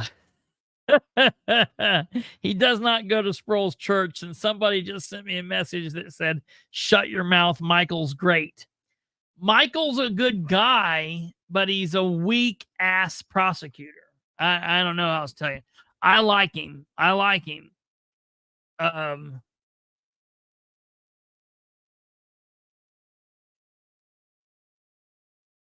Where at? I think he means counselor. Counselor, preacher, child predator. Who's that? Sumner. Oh shit! Yeah. I was like, wait.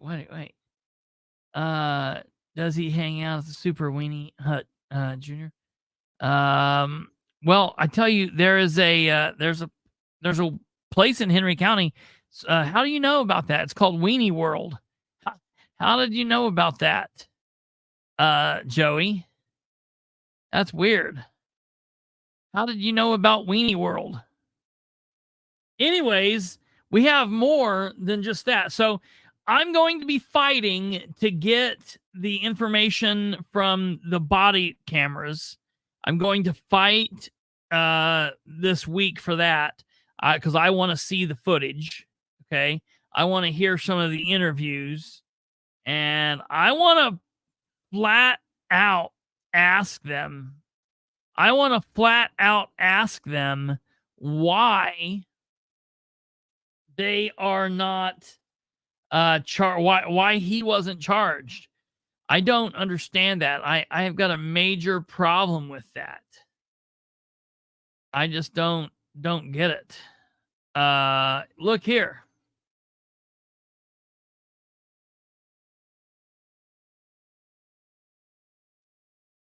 JS, how many torts on sheriff? Well, here's the deal. Everybody gets so caught up on the torts. I don't even look at the torts because I agree with them. Anybody can file a tort.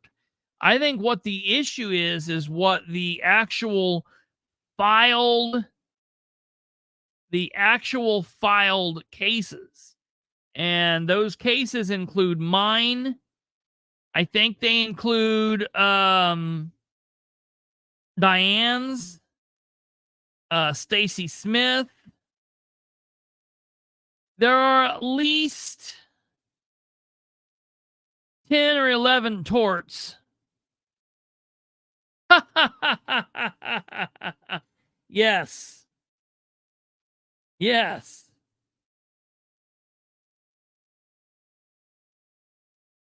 I'm gonna hold on.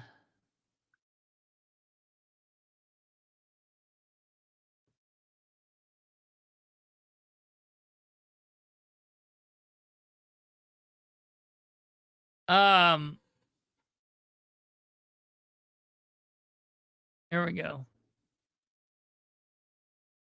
Hey, there is that. Hey, Kate, can you come up here for a second?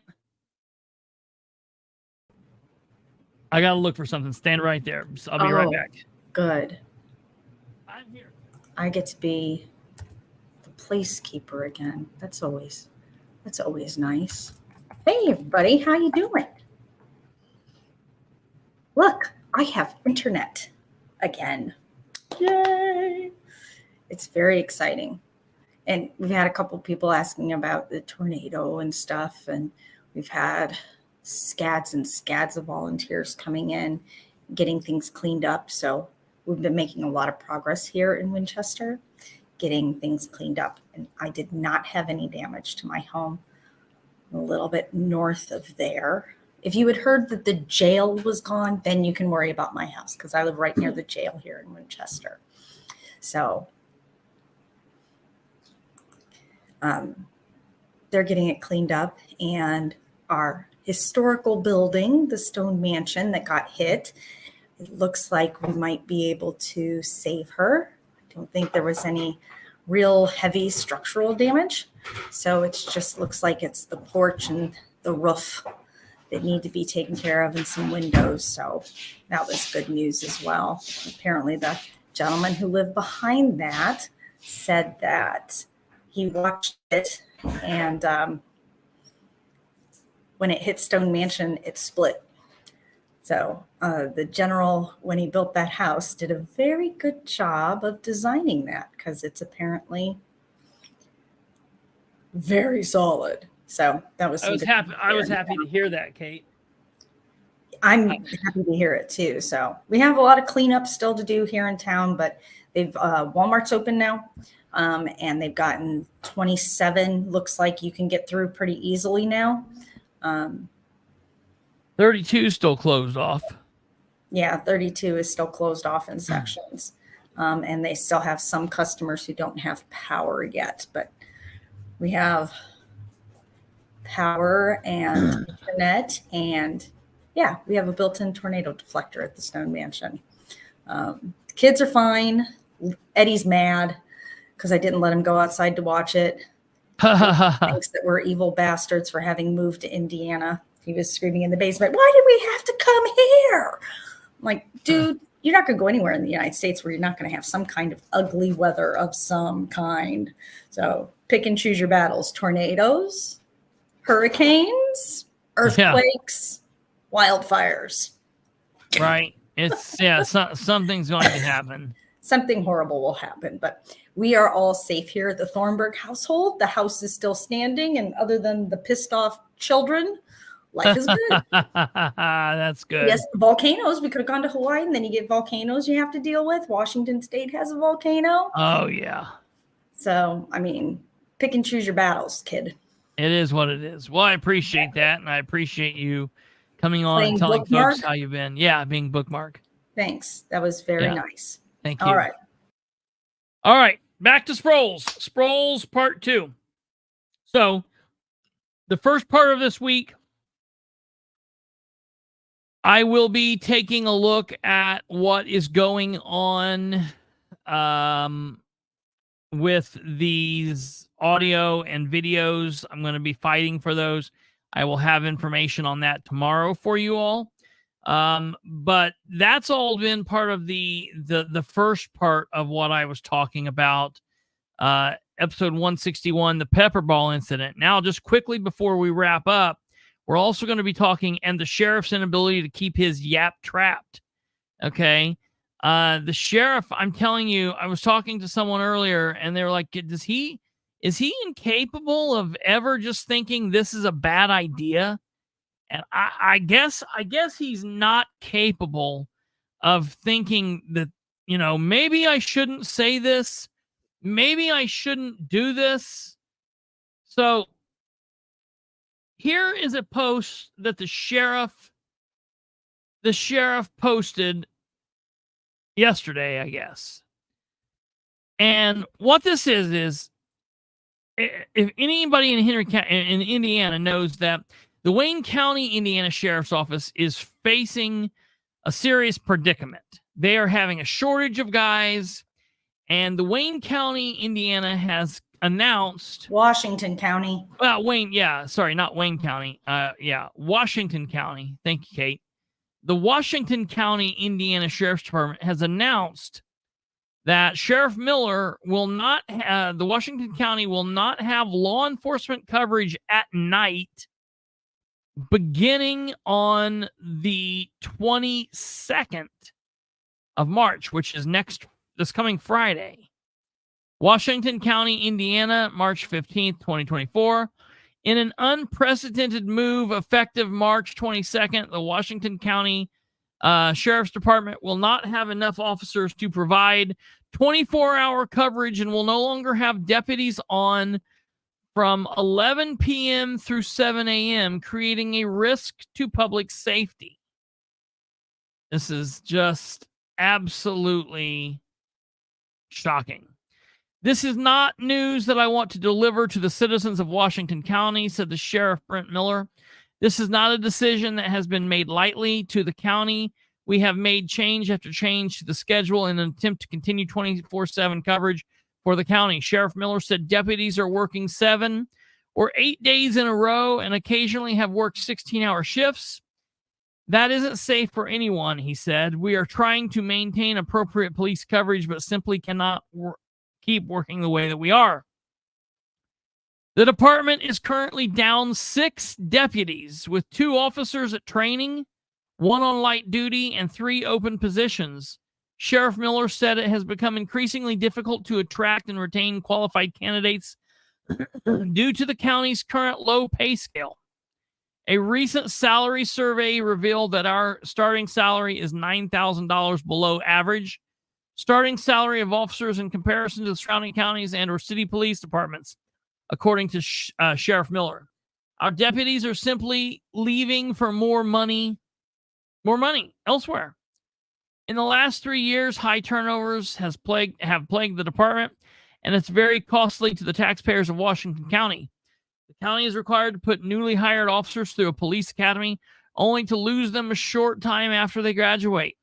Another deputy recently told Sheriff Miller he is leaving to accept a higher paying position with a neighboring police department. This made the 10th deputy to leave our department since I was elected and took over the department on January 2019. The sheriff said 3 left law enforcement, but the other 7 accepted positions elsewhere, some making $15,000 to $20,000 more than Washington County is paying. The high turnover also means that the department overall is very young and inexperienced. When the 3 open positions are filled, the department will have 6 deputies with 2 years or less of experience. And let me tell you, folks, that is a wildly dangerous position to be in. That's how you end up with people like SPROLES. It is not good to have a department with more newbies on than old guys. You need it to be at the very least, you need 50-50. I always say you need like a good third. You need a third of your department to be the old veterans. You need a third of your guys to be middle of the road, and you need a third to be the new whippersnappers. Sheriff said that this is an issue that the Washington County Council cannot continue to ignore, despite having emailed all county council members and commissioners a couple of times about the personnel shortage. He only heard from 3 council members and 1 commissioner. And listen, that's a very good possible situation, a very scary situation. It's a very good possibility that the sheriff is dealing with commissioners and council people down there that are absolutely broken in mind and spirit, and they don't have a clue how to fix this. And this is why I am telling you people, you get the government that you deserve. If you're not putting the good people in place, you get what you get. And when this shit happens, you better not throw a fit. All right, it's very important to understand that. We also need to look at the size of that county. It's only 24,000 people, so they don't have a lot of revenue to begin with. Yeah, I mean, yeah, right. I mean, it's tiny. If you're talking about it's a less county, than half the size of Henry County. Yeah, absolutely. Yeah, it's half the size of Henry County. So if you're talking, no, we don't deserve SPROLES. Ryan, I don't know. I told you guys to do better. Let me tell you. Or do you?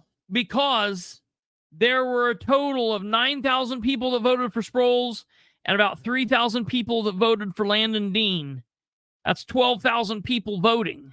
Of those 12,000 people, there were 40,000 people that, there were 37,000 people that did not vote. 37,000 people in Henry County did not vote. 37,000 people just did not bother with it. It's freakish. Those people need to get off their ass and get to the polls. Of those 9,000 people that voted for SPROLES because he's the Republican, because we're afraid Landon Dean is gay. Who gives a shit? I don't know if he's gay or not. I don't believe he is. I don't also care.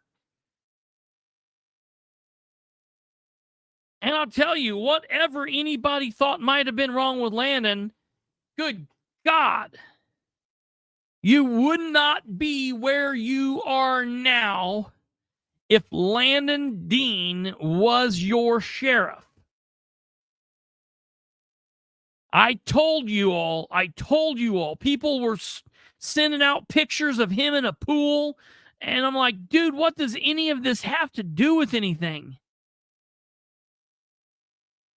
Landon Dean has experience and understanding, and he knows what it's like to train officers.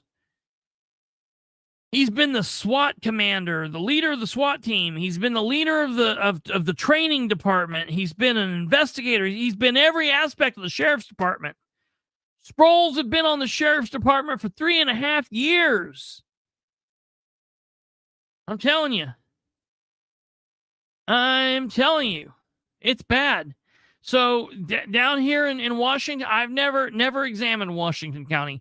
Maybe I'll start looking at what's going on. Maybe the council's bad. Maybe they're not. I don't know. Maybe the sheriff's trying. I don't know, but something's going to have to happen. All right. So they're doing this thing. They're going to shut down. They're going to shut this thing down. All right. Well, I want to go back and I want to take a look at what SPROLES had to say about it. SPROLES uses this to say, unfortunately, this is just the tip of the iceberg. I have been predicting this reality to start hitting close to home soon unless serious and divisive corrective action is taken immediately. Judging by the amount they are being underpaid, it looks like the wolf is sitting on the back doorstep. More to come on this subject soon. I don't know what I do not know what that idiot is babbling about. But I can tell you, handing the key to the vault over to the sheriff and say, hey, you spend what you spend. Go buy all the fancy cars you want. Go buy all of the new desks you want. Go buy yourself some fancy 24-hour chairs. What was the percentage of pay raises he wanted across? He wanted $700,000 It was for insane. pay raises. Yeah. It was something insane. And the county still gave the sheriff's department a 4% across the board raise. It was something double what everybody else in the county gets. Yeah. But he's bitching about money. Yeah. You have a budget, dude. The county has a budget. Yeah. When are you going to figure this out? You're a year and a half into this now, almost. Yeah. Grow up. You cannot spend what you do not have, and you don't get the right to spend it all. Right. Well, and the frustrating part about this is a man that had far more experience than all of this was willing to help him with the understanding the budget and what he needed to do with living in his means and dealing with what they had. And what he told that guy was, we got it. Take a hike. I'll send you smoke signals if I need you. I'll send you smoke signals if I need you. Playing on his age. Okay?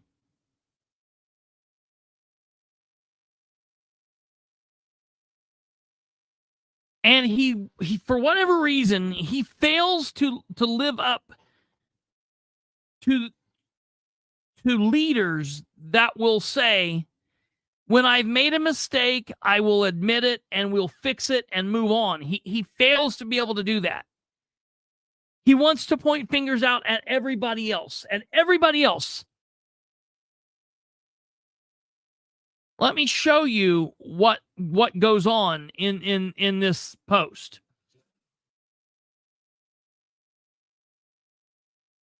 So the post ends. He posts this, and his constituents then decide to talk. Diane Baker says, kind of hard for a county to afford higher pay for officers and keep up with the insurance increase for sheriff's department and lawsuits. Maybe the Henry County Sheriff's Office should figure out how to save the county some money in these areas to make it possible to pay officers better. Just a thought. She wasn't hateful. She wasn't shitty. She wasn't rude. Just a thought. You can see there were several people that liked her comment.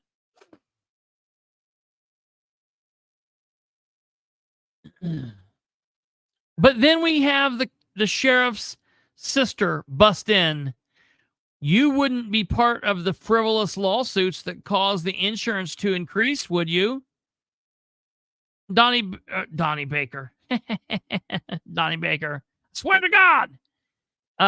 Diane Baker says, Connie Richwine, nope. Because her lawsuit is not a frivolous lawsuit. Again, an area the sheriff can improve in. When a sheriff goes against the law, there are consequences. He doesn't get to violate someone's rights for any reason. To which SPROLES, his daft-minded self, writes, Diane Baker, pretty sad to see the outright lie of nope. Your lawsuit papers are in our file along with all of your other Bilbrey following friends. Frivolous lawsuits. So yes, you and your Bilbrey friends' frivolous lawsuits are precisely the reason that our county taxpayers are going to be out hundreds of thousands of dollars. No, you weak-minded toad. It's because you, sir, are a narcissistic, big ego, small dick, know-it-all FNG that doesn't know how to lead if the leader handbook would fall on your head.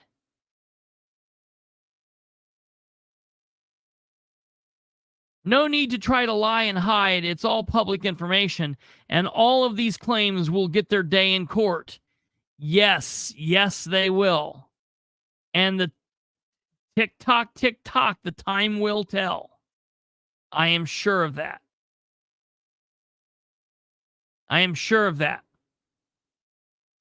Diane Baker says, Sheriff Sproles, no lies here.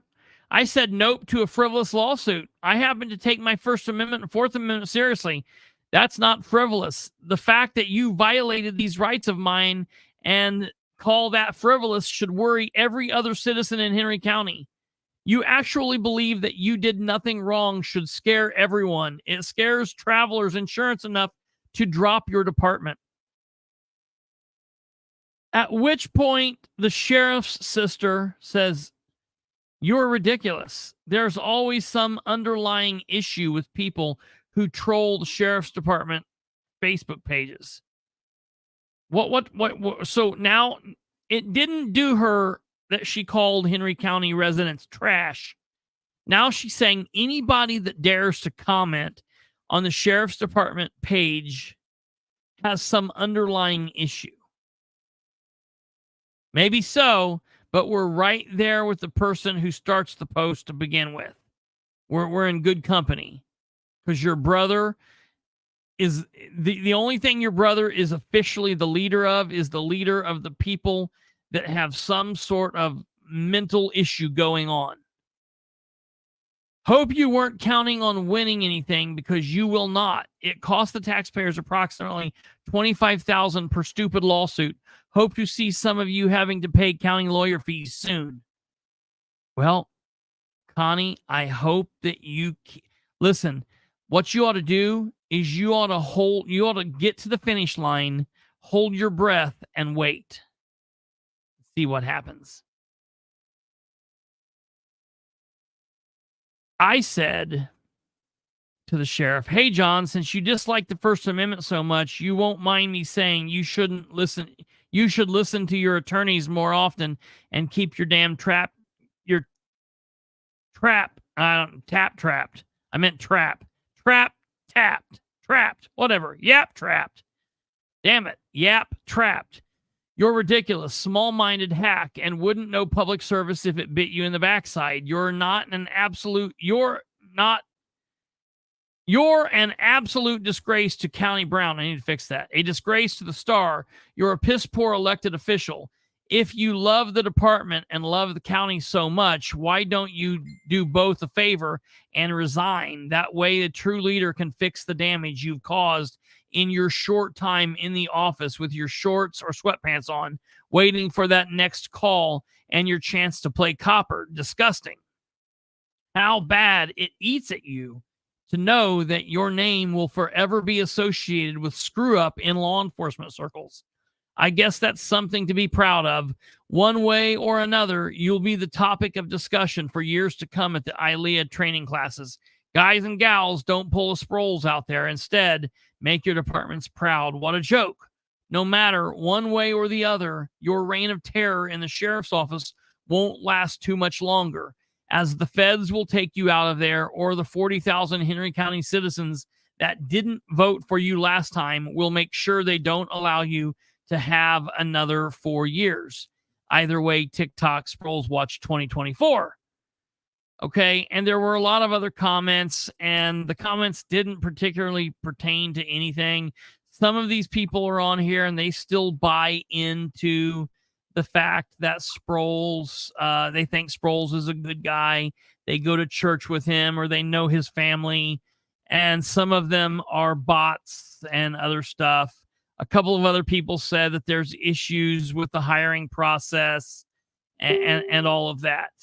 The biggest issue I find is that Sproles has just an absolute inability to do what his lawyers tell him to do, and that is stop talking about all of this. He will have a day in court. but he will not do what his attorneys tell him to do. Here he posts again. Diane Baker, we're not Westfield or Noblesville. We are Henry. Thanks for clarifying my point.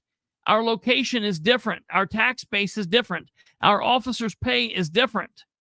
Can you guess what's not different?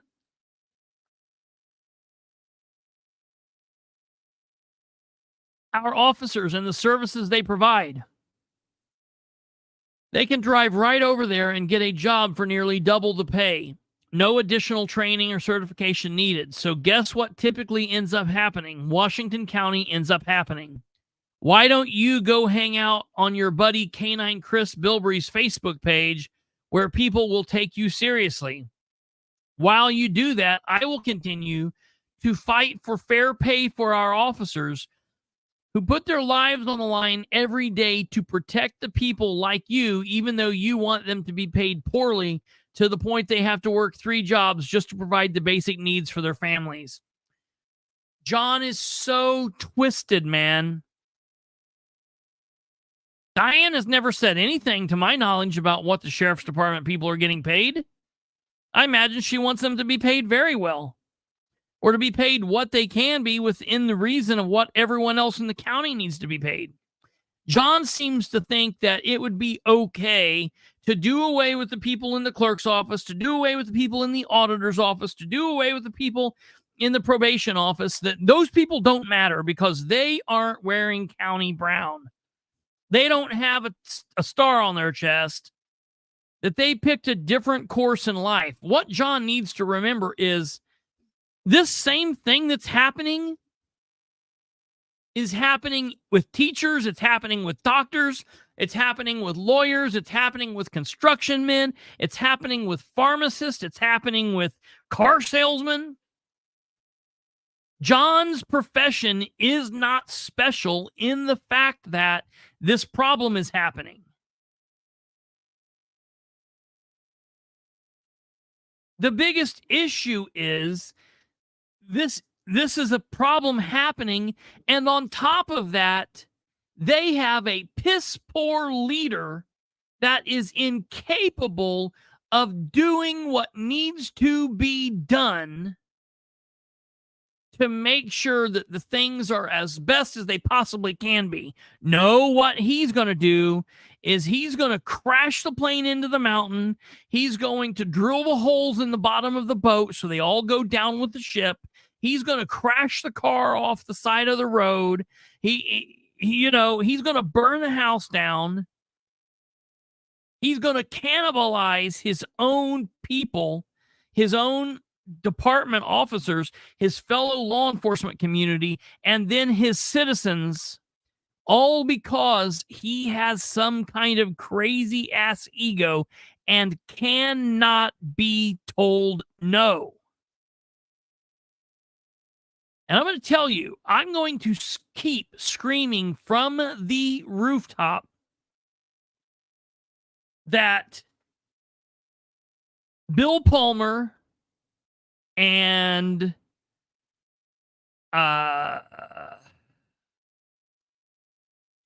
Susan Hoon and Jeff Kuntz and the guy that's running against Dellinger, the SPROLES plants down there that are running for commissioner against Dellinger and running for commissioner against Bobby and running for council and running for against the coroner, they are absolutely SPROLES plants. And I'm going to keep telling you that because this past weekend, I've had more people reach out to me to tell me how wrong I am. Oh, there's no way. You're absolutely way off base. These people can't be working for SPROLES. They don't care about SPROLES. Bullshit. Bullshit. If I was wrong and I was foolish, you guys would go on and live your lives. Wouldn't pay any attention to me. The harder you work to change my mind, the more that I know it is true. And yes, it is true.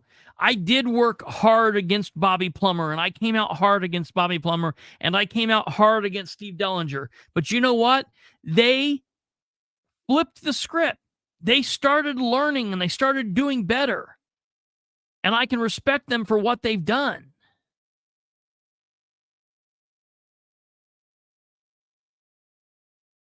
Let's see here.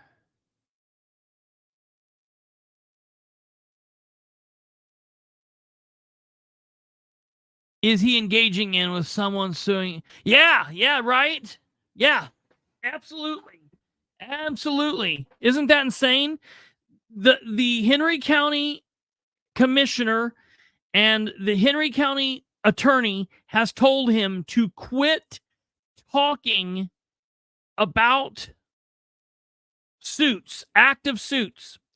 I guarantee you the lawyers that are fighting these are telling him to quit talking. Now, me, myself, and I've talked to my attorney and I know what's good for me to talk about, what's not okay for me to talk about. We are dealing with a First Amendment lawsuit, and my attorneys with the ACLU, they say, talk about it as much as you want. I know what to talk about and what not to talk about. And when my attorney tells me, hey, I wouldn't talk about that, guess what? You ain't never going to hear about it. You are never going to hear about it until after the fact. The mayor, 765, says, has anyone talked about how SPROLES headed to Winchester 3 minutes after a reported sighting of a tornado in his own county? I assume so he could be the first on the scene in Winchester. I can't even wrap my head around that, because yes, Winchester needed people to come. But man, that's really strange. Someone would think that the chief law enforcement officer of the department, the man in charge, would have stayed there leading the ship in his own county, and he would have sent his men out. And he would have stayed there to do what he needed to do in his own county. Because yes, there were funnel clouds and tornadoes reported and seen for a fact in Henry County.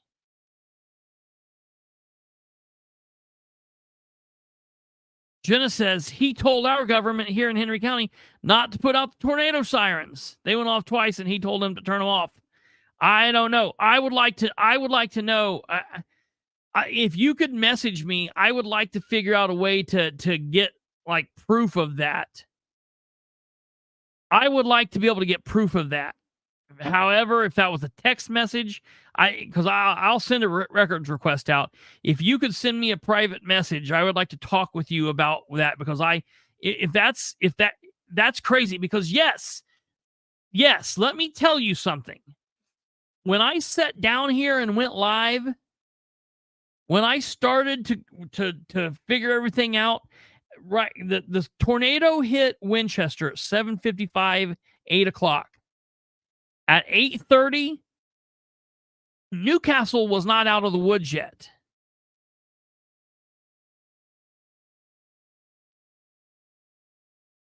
Newcastle was not out of the woods yet. There were still storms back west that could very seriously have impacted Henry County. That was a dumb decision for the sheriff to make. And you're exactly right. You are exactly right. Who said that? Jack said that. E-Jack said that. No recognition if he stayed in Henry County with minimal damage here. And you know what I'm happy about? Nobody knew he was there in Winchester, Randolph County. I don't think unless someone told him something straight to him, I don't think he's got any kind of recognition for being in Randolph County. I'll be honest. I've talked to folks on the Randolph County Sheriff's Department up and down the rank and file, and they would probably tell him to his face, oh, no, we got to stay your ass over there. I'm telling you, one thing he might be able to, one of these days he'll be able to tell his great-great-grandkids, they still talk about me in the halls of the ILEA Training Academy. They say my name there daily, and he'll be right. Every day they say, don't pull the SPROLES. Don't pull the SPROLES.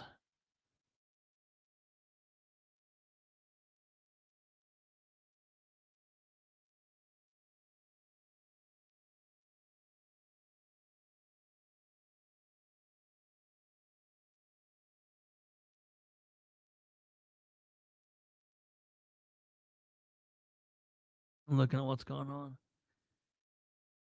on. Ryan, I don't think so. No, I don't think specifically that they know each other. I don't think that SPROLES and Bob know each other. All right, ladies and gentlemen, that's going to do it for this episode. I am going to be looking for the body camera footage and the security tapes. I will be fighting that fight to get that, but I'm letting you know. I think the information that I have, to me, it points to the fact that this was another situation where race appears like it kind of bit SPROLES. It ended up playing against him.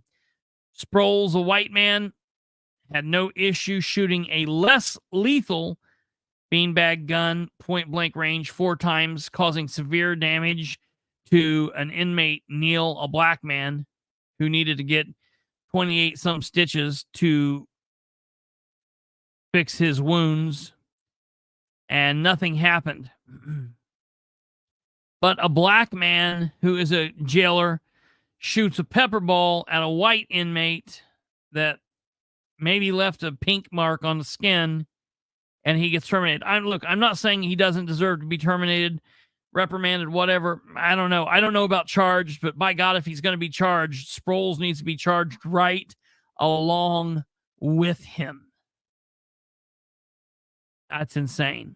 We'll be looking at more, folks. We're going to have some more 2024 election coverage coming locally and at the state level here in the next couple days. We have a big week planned for you, and we might just see if we can get some Brando on here in the next couple days too, because Brando's got some information for everybody if we can get it worked.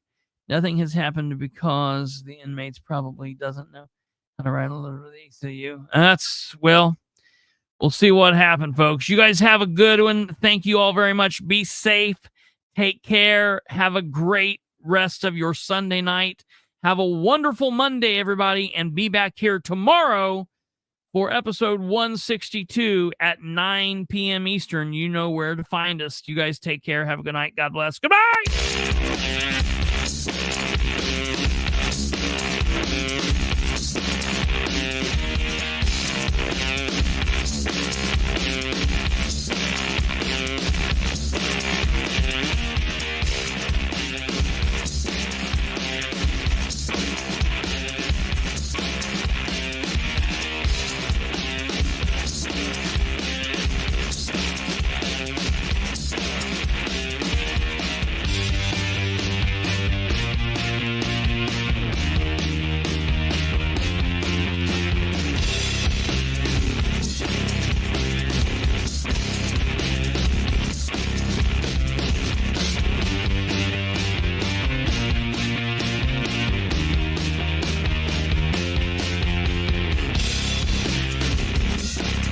I'll let you know tomorrow, Alva.